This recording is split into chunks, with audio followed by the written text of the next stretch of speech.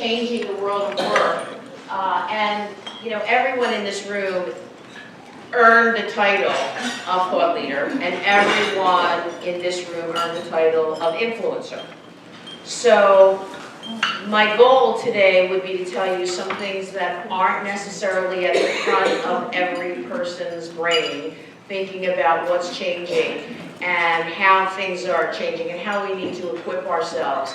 And Linda mentioned that I'm with WorkingNation. I am. It's based in LA, but please, I'd love you to check out our website and join us in getting the word out. There is nothing, we don't sell a product, we don't sell anything except raising the alarm bell that if you don't change with the times are going to leave you behind. And that's not in the future like the Jetsons, it's today. So you'll see some statistics if this ever comes up, but literally 25% of all the jobs in the United States, that's 36 million jobs, have already faced high exposure to automation. I'm going to use two terms and I want to make sure I define them. When I say jobs have been automated, it means human beings have been replaced by machines. Desktops or robots, whatever, they've been automated out. You'll also hear me use the term augment. 100% of jobs in 2019 have been augmented by technology. There's no question. People who take your orders at a lovely restaurant like this often have to go into the kitchen and put their information in about the order digitally. Or this restaurant, I'm sure, takes reservations online or over the phone where they put it in the computer that's sitting over there and fill it out. There's no job that hasn't been augmented, where a task has been taken by machines and you've had to learn how to adapt to that task. So that basic message is normal, it's been happening forever, but it's happening at an unprecedented speed. We live in a great country. Our economy switched from agricultural to the industrial society, and there were no jobs lost, there were many jobs created, and people went into those jobs. But ladies, that was over 140 years. What happens today is you leave work on a Friday, and you come back Monday, and you have a new software on your computer, and you have to have learned it magically on your own. Or you may have an hour in the morning to learn that new technology. And whether you're a digital native, or whether you're a digital dinosaur like I am, doesn't make any difference. The technology is taking over.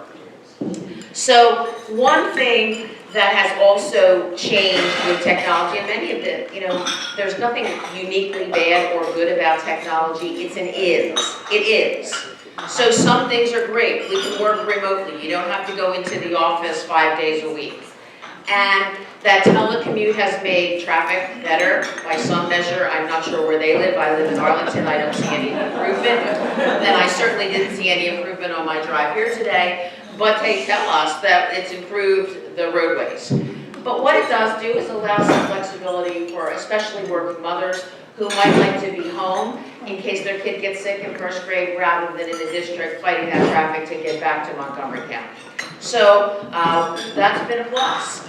What it hasn't been, in my mind, necessarily a plus is it's made employers look at skills instead of people, and therefore they hire for the skill, hence the rise in contract work. Now, people have liked being contractors forever, except when you're a contractor, you have no job security, you have no benefits, you have no worker protections. So the new world is going to be a lot more of that. You're going to hear a term in the news, hopefully NPR may have used it this morning, they did a thing this morning on it, portfolio careers, where literally you have to explain what you did because you didn't have a job title that explains it anymore. So your various contracting assignments have to go into that. And look, it's happening fast now, the Internet of Things that we all know and love. You put something on your, you hit a button and you can put the heat on your way home or the air conditioning on the way home. That's now moving from operational things to process things. So think about that. They will be able to figure out, I'll give you a nice example, probably in the next 18 months, they'll be able to figure out if you've been sitting in the same position too long in a chair and warn you, send a little alarm, like a flood alert, to say, move your hands because it's ergonomically not correct that you've been working on your computer this long. I've seen it in certain places in California. It's going to become uniform. And that's a good thing, except that that same Internet of Things is going to take jobs that were disproportionately held by women and automate them. What do I mean by that? All of you used to get a call from your doctor's office saying, don't forget, I'm calling to confirm your appointment on Thursday. Now you get a text, which is not sent from a human being, it's sent from a chat box. Or you get a recorded call. It is not a human voice, it's a robotic voice. Even if it sounds human, not happening. Those bots and chatbots and bots are going to take over more and more. So how do we prepare? You're still going to need many retired teachers in this room, or teachers who have left are still recovering like I am. You're still going to need strong academic skills. We were talking at lunch, people couldn't get jobs because they didn't have a high enough reading level. There's never going to be a time that you're not going to have to be a proficient reader. And whether a reading specialist calls that 8th grade reading, whether they call it adult level reading, proficiency is proficiency. Math, and this is where women of my generation often say, I'm a great reader, I'm a history person, I'm a liberal arts person, I'm not into math. You can't do that anymore. Because since we're moving into a digital age, math is important for everyone, not just computer programmers, but anyone who wants to understand how the world works. And you may say to me, well, I'm going into a position where I'm never going to use math. Data analytics is going to drive every single career. Government, nonprofit, for-profit, everyone's going to be into analytics. It's here now. You go to Shop and Giant, they give you a coupon. How did they know that you just bought cat food? You got a coupon for cat food off the next time. Funny, they never give me those coupons for baby food. Right? They know what my shopping pattern is as I'm shopping. CVS has the best technology in this. If you've been to a CVS, they literally send you messages on things that you buy that are on sale this week because you bought them in the past. All automation, all happening very quickly, but you have to be able to read that. You're also going to need technology skills. We definitely did not grow up. We all had home ec. I did. We may have had a shop class where we made the bird feeder or the metal box. I'm not quite sure what that was for, but I carried it around on a lot of moves. And we knew that that was something that we should appreciate. You know, those beautiful copper out there. Yes, we love the artistry. But we are going to have to all have a level of technological skill so that we can operate in this world. And whether that means making things, like putting things together, or whether it means using the computer, it's technology. It's not just Boget anymore. It really is for everyone. And you need personal skills. You need to be able to navigate this changing world without any, discomfort. Or, remember when we learned to drive a stick and that jerking back and forth? Personal skills allow you to eliminate the jerking. And we need employability skills. Whether that's dressing appropriately, whether it's getting someplace on time, those are old, time-earned employability skills. But now we need to know how to work in a team. And not just in a team that's like us, but in a diverse team. A team that's not only diverse by race and gender, by age, but also diverse by the perspectives with which we come to that team. So I used a school example before, let me use another one. If you have an individual educational plan as a special needs student, you have an IEP, people come together around the table, and sometimes those are ugly meetings. Because let's say I'm a real behavior problem as a girl, which would be an oddity, right? And the teacher wants me out of that class. I'm disrupting the other 25 kids in that class. He can't get his job done. The psychologist wants to analyze what's causing me to act in this way and act out in this way. And she wants me to stay there and work my problems out. And the social worker wants to keep my family together, even if that's the best thing or not.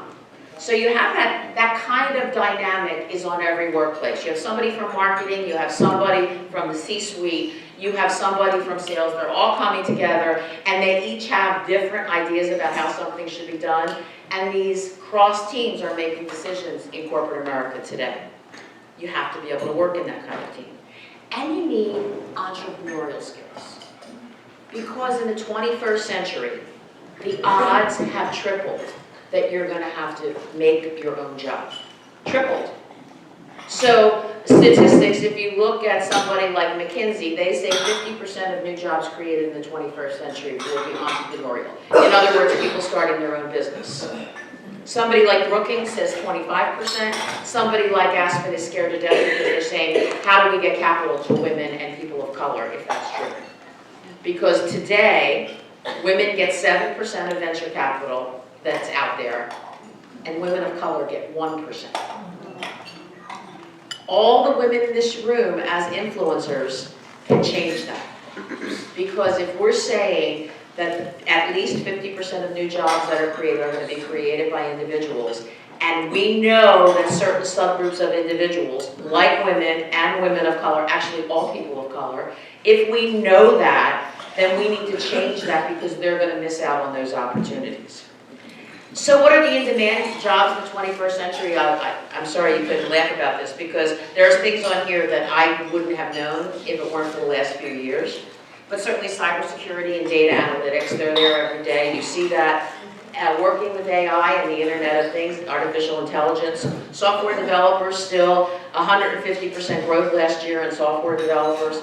Cloud computing, when Amazon made its decision to come here, I was not in the room, but the people that were in the room say clearly the big decision point was, did you have institutions of higher learning who were already ahead in producing cloud technicians and cloud engineers and cloud scientists? Thank you, University of Maryland, and thank you, Virginia Tech. The two drivers of that. Lots of other wonderful institutions in this area, but those two were the drivers of that cloud. And now they will be, all of them will be doing cloud, just as they will all be doing digital. Java developers, Python developers, coding. It's probably likely that everyone who begins a job in the 21st century will have to learn to code. Now, coding will go away and languages will change, but just as employers in the 20th century saw a bachelor's degree as a certificate of your ability to learn, in the 21st century they will see your knowing coding as an ability to learn other codes. And the next iteration that comes. There is something to be said, and I probably will repeat this more than once. If we don't make sure that women get into this field, AI is driven by algorithms. AI teaches, I write an algorithm that just goes up and down and up and down. It can't do anything else unless I write a different code. If we have artificial intelligence driving into the 21st century, as it will and is, without the voice of women in that, it's going to be a really ugly world. We could be fighting with machines the same way the ladies were talking about reenacting the fight that our predecessors had last century. Because if algorithms are written to only one race and one gender, we will all be fighting to get in the door. So it is incredibly important that we push to have women getting into these fields and people of color getting into these fields. It is not acceptable that both of them are working in these fields right now only in the single digits. If women are over half of the workforce and people of color are over 25% of the workforce, those numbers should be reflected in the people working in this space. It will come back to haunt us. Because when these codes are written and these algorithms are developed, it will take a lot of undoing to say, wait a minute, that's not culturally significant, that doesn't work. That's not, and think about it. It's beginning as we see today, even in how AI is being developed, people are starting to find glitches, and the glitches are usually referencing, wait a minute, that marketing thing that we wrote is not getting to women 50 to 75. Right, because there were no women of that age in the room. Not a surprise. Now, I did tell Kathy, I'm sorry this didn't work out, the technology I tried, but the deck will be available, so don't worry about taking these numbers down, you can get them from them later.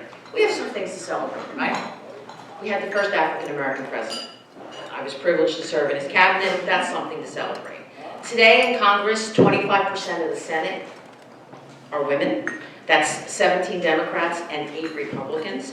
When I worked in the Senate with Senator Kennedy, a male, there were only 8 women. The wonderful Barbara Mikulski was the head of that delegation. Today we celebrated in 2018 the wave of women that came, the freshman class. But only 23.4% of the House were women. Even though it was great, and that freshman class has brought the age down, brought the color spectrum up, and certainly brought the gender spectrum, it's still only 23%. You know, and while it's something to celebrate, we can't be satisfied with that. Because I believe, even if they were Republican, Democrat, it doesn't matter, I believe if there were more women in the Senate, and there were more women in the Congress, following the first woman speaker, who's amazing, we would have better results. Women would not stand for doing nothing. We'd be bored, right? We wouldn't stand for. Let me tell you the other startling number. Today we have more women CEOs in Fortune 500 companies than we've ever had before.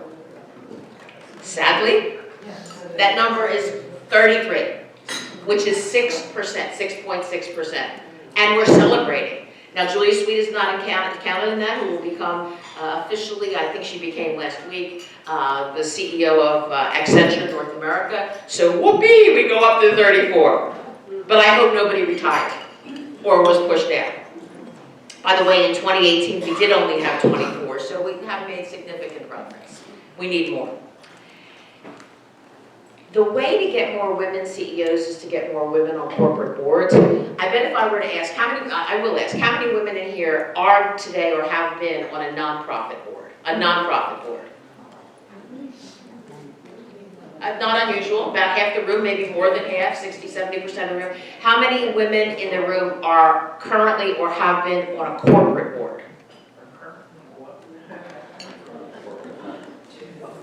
2. So we need to push. Today in the United States, women fill 25% of the corporate board seats. We are 51% of the population and 51.7% of the workforce. In 2000, we had 14%. So we've made some progress, but we have to push. And we have to push in ways that are both gentle and genteel and ways that are gritty and ugly. Like, I'm not going to buy your product anymore if you don't put some women on your board. And we can do that. We can do it in local companies like Marriott, like General Dynamics, like Lockheed Martin. We can do that. Delighted that, you know, some of them now have women CEOs. They need to have more women on the board.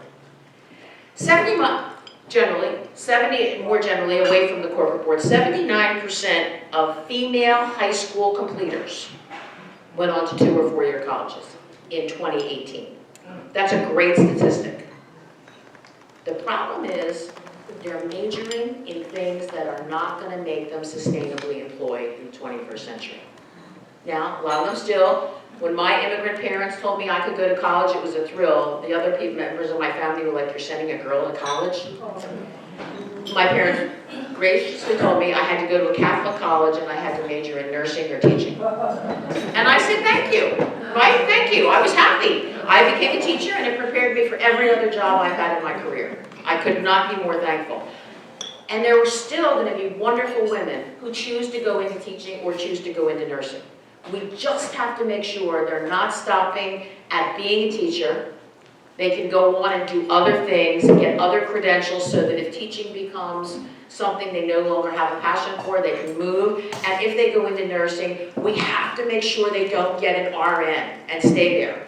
Because RNs are not going to be hired by hospitals. They're not being hired by hospitals in major cities today as new employees. They need a BSN. And we need to make sure that they don't stop at BSNs, that they go on and become physician's assistants and nurse practitioners, where they are in this area likely to make over $100,000, which they deserve. We need to make sure that they know that. In 2016, women earned 57% of all the bachelor's degrees that were granted in the United States. They earned 59% of all master's degrees and 53% of all doctoral degrees. That is something to celebrate.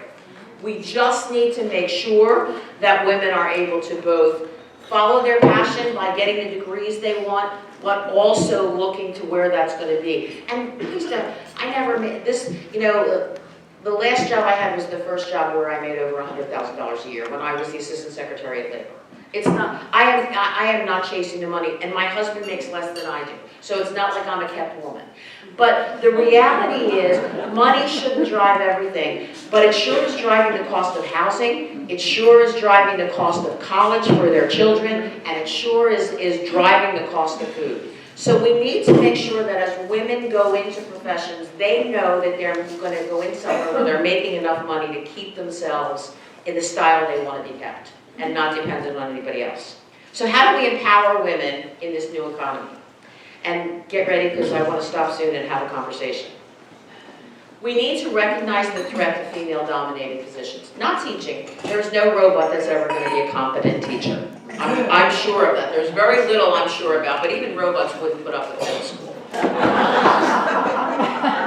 But I gave you the nursing example. I'm going to give you another one. Because when we think automation and augmentation, we think manufacturing, male-dominated thing. That's not going to affect a lot of women. That's probably true. Women are right now about 21% of all the occupations in manufacturing. So not going to adversely affect women disproportionately than men. But bookkeeping is a title that in 2019, 86.8% of bookkeepers who have that title are women. Bookkeeping is the most vulnerable profession out there to automation. You don't need it. It's second, sadly, only to the other female-dominated position, which is secretary. Gone. Even if you're politically correct and call them administrative assistants, those jobs are soon to be completely gone. In a typical company, I was at Accenture, that's why Julie Sweet's name came up. I was at Accenture last week doing a conversation with them, and I asked how, it was all middle and senior management. I asked them, how many of you were here 5 years ago? Every hand went up. Accenture's not a big turnover company. And how many of you 5 years ago had an executive assistant, an administrative assistant? Every hand went up in the room. I said, how many of you have your own today? 10 hands went up out of an audience of about 100. 10. So you think about that, an administrative assistant, secretary, at a place like Accenture probably made $40,000 or $50,000 a year, had a full benefits package, and had a pretty nice work environment. 9 of them are gone out of every 10 now. I'm not sure where they are. And the third job I would tell you, and you all see this, we live this every day. I actually have never been to a clinical therapist. I instead use retail as my therapy. When I'm having a really bad day, like on the way home, if the question and answer session doesn't go well, I could be at that pumpkin farm. Just, not that I need pumpkins, but I'll be looking at them. Retail is 60.5% female. And I bet if I were to say, could you name a store that's closed in this area in the past 2 years, it wouldn't just be Charming Charlie's that came out of your mouth. There's a lot of them, small and large, and they gave women the flexibility that they either needed or wanted to be home when their kids came home from school, to be able to be there when their partner came home from work, or so that they could be involved in the community, so that they could do volunteer work, so that they could go to their kids' school. Retail gave them that flexibility. My neighbor works in retail. Her husband works at the Pentagon. She works in retail because they don't have to get a babysitter then. She only works nights. Those jobs are going away. And let me say this, because this is a room filled with people who have been action-oriented. We can slow this down. I don't know that we can stop it. Every time you go into the Giant or CVS, I don't work for either, but I keep using them, I shop there. And you have a choice of going to a human being or a self-checkout, go to the human being. We can slow it down a little bit. Because at Giant, which is a unionized shop, those men and women make incredibly good salaries for the work they do. They make about $18 an hour, and they are guaranteed 20 hours a week. And that's a lot better than working, at the Dollar General, where you're making $7.35 or whatever the minimum wage is in the state that you're working in. So please think about doing that. Invest. Tell tell the women in your lives to invest in themselves.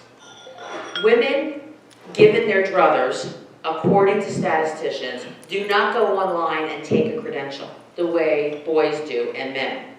They instead go out and change the world. They go out and do things in their community. They're always doing things.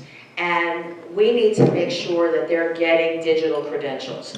Because if they don't have some of these credentials, they're going to be passed over when they get their first job, even if they have a bachelor's degree. So they need to keep refreshing. Lifelong learning has been a drumbeat for decades. It is a reality now. If you're not continuing to refresh yourself and get proof of that, you're going to be left behind.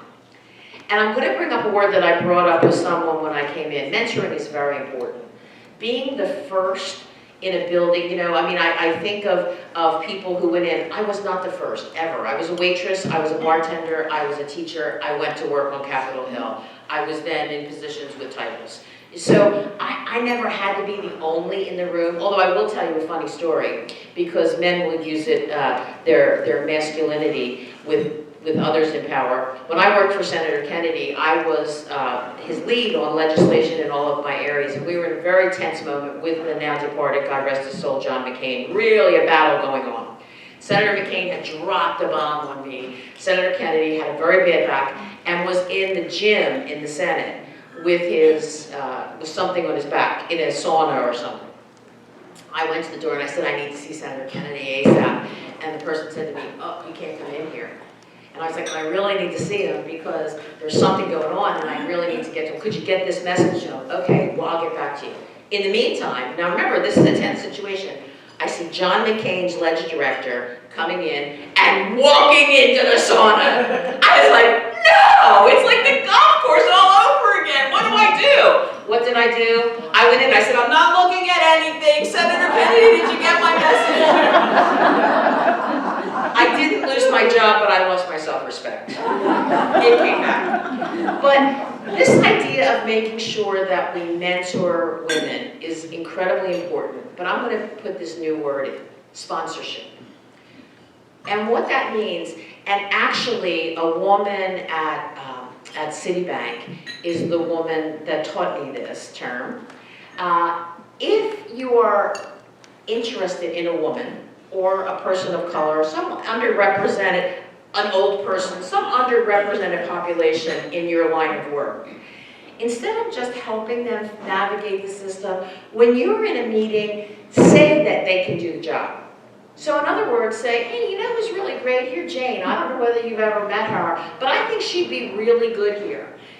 Bring her name up. And don't be afraid that it's women sponsoring women, or black women sponsoring black women, or Asian women sponsoring Asian women.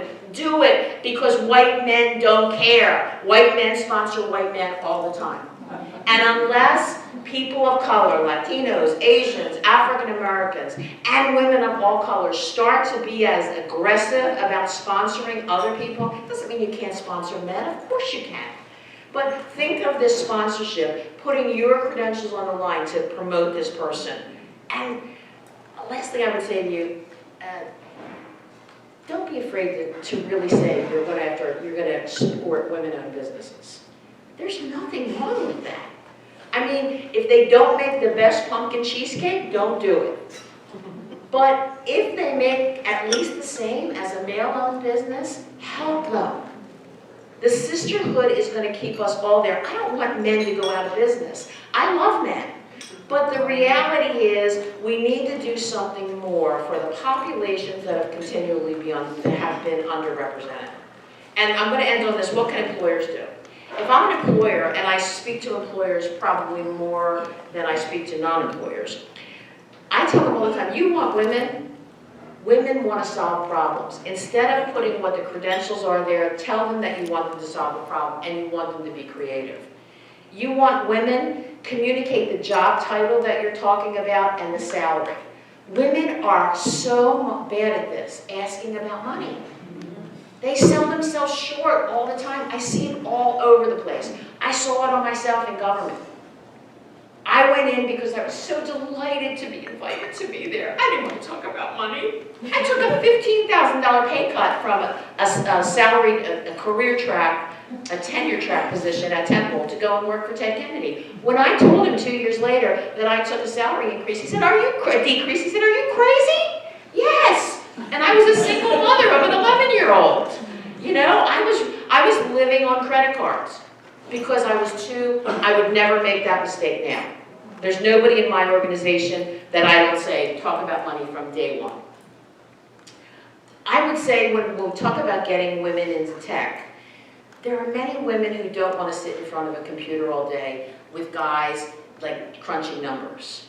So we have to, when we talk to women, talk about not only the vertical that is tech, but the horizontal that's tech. So we have to talk about tech in education, tech in higher education, tech in healthcare, tech in community-based organizations. Get them to see that they can meet their passion if they have those tech skills by doing something they love for an organization they love. And I think we have to have more work-based learning. I think that when women see themselves on these job sites doing the job as well as anyone else, they'll go into these careers. So I leave you with that because I think, as I said, I'm going to go back, Stephen Covey, God bless him, begin with the end in mind. When I started this conversation, I said, you are really change leaders. You are really people who have earned that, not only in your community, in your state, in your world. So I ask you not to be afraid of what's coming, because it's here already, and it hasn't killed us. The robots are not coming to take over. The robots are coming to be told and programmed what to do. And if we don't make sure that diversity is at the base of that programming, we're going to pay for it for the rest of our lives. So let's open it to discussion.